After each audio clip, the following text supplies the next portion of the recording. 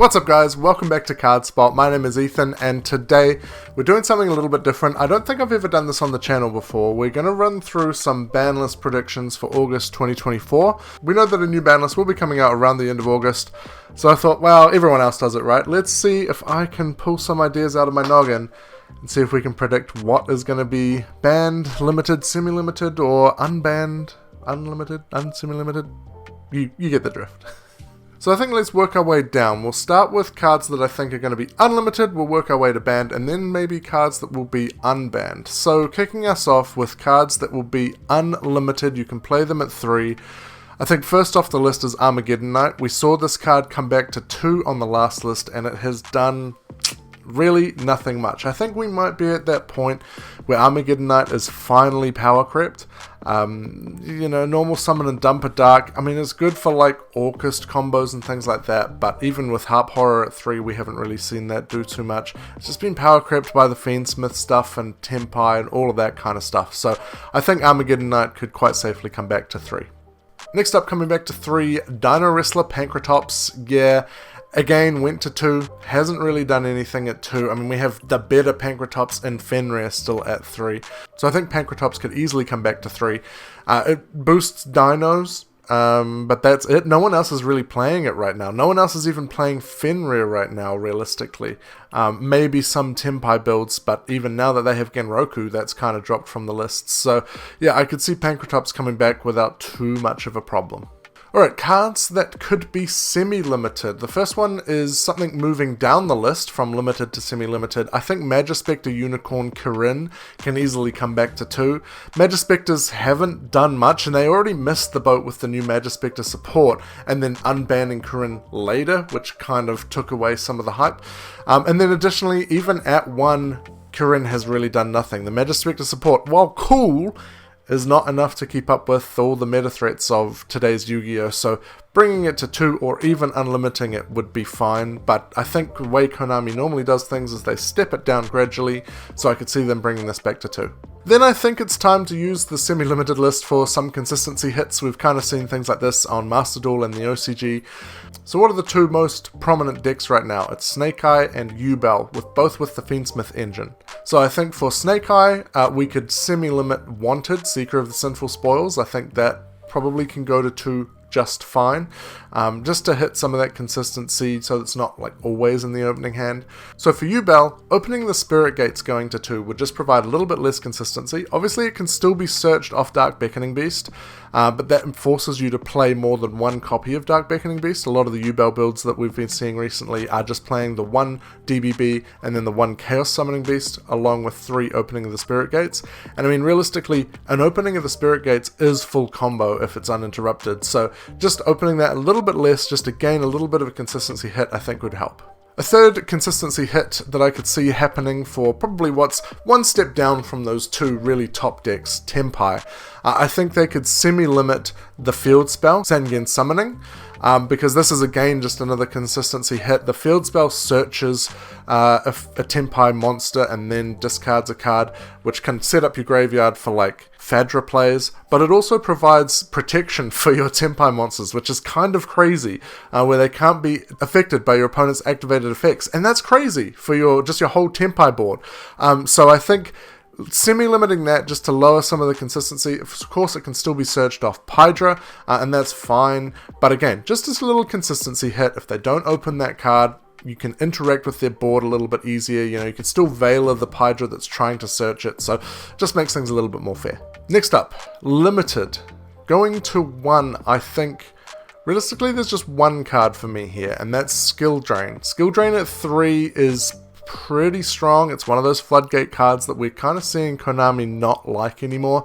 And I think, you see it in a lot of side decks, although it's a little bit less common now that the Fiendsmith engine is out, but prior to that, both Snake Eye and Yubel were citing 3 skill drains a lot of the time, and it's just a bit oppressive, so I could see this going to 1 the same way as some of the other floodgates have. Now for the banned cards, and this is always a bit contentious, but we'll start it off with, I think one that probably everyone could see happening is Albion, the Sanctifier Dragon. This is obviously obviously the enabler for the gimmick puppet lock for branded, and obviously, you know, you've got the argument that if you ban this, it kind of limits like future card design and stuff, but the problem is, by banning the gimmick puppet, then you just open the doorway for Ido, the Supreme Magical Being, and Ra's Disciple, and all that kind of stuff. So I think we've already got the trap banned, which enabled it before Albion came out. So just ban Albion, get it over with. Unfortunately, it probably does mean that really hurts Branded's chances at sort of winning that game one.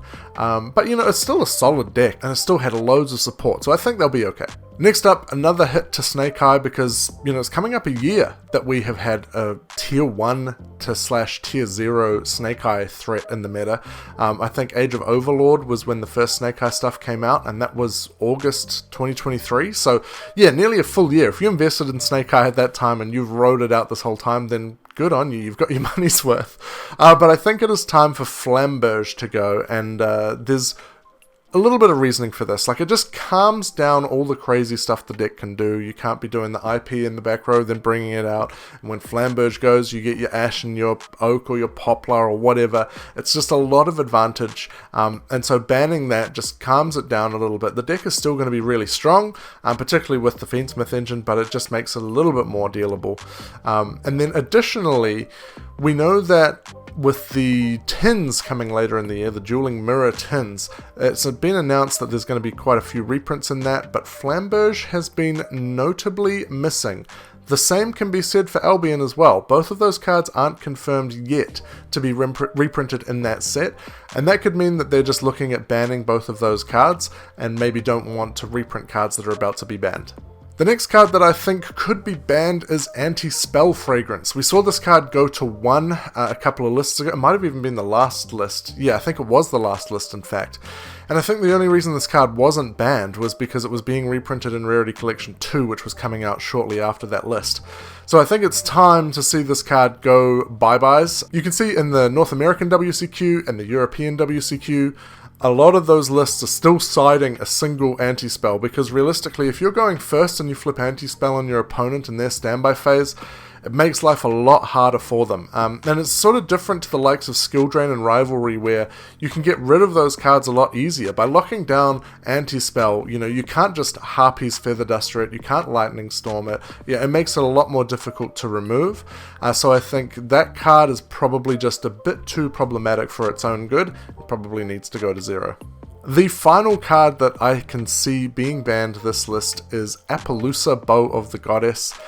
Of course, we saw Baron, DeFleur, and Borrelode Savage Dragon get banned on the last list, and again, this card was getting reprinted in Rarity Collection 2, so I think it dodged it, but it's kind of the last of that trio of kind of generic extra deck negate monsters. Obviously, Baron and Borrelode are Omni negates, and Appaloosa is only monster negates, but you can put up 3 to 4 monster negates quite easily, particularly in decks like Fiendsmith Yubel, where they can just spam a whole bunch of monsters, lock you down with other Omni negates like Varudras, which is probably a bit more fine because it's very specific level 10.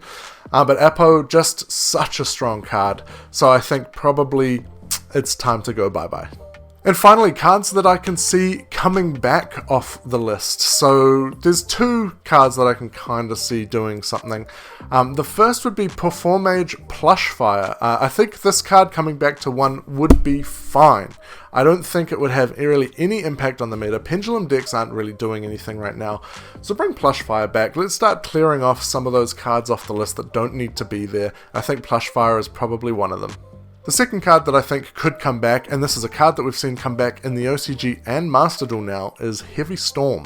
We already have Harpy's Feather Duster at 1, and it is seeing play, but it's not crazy good.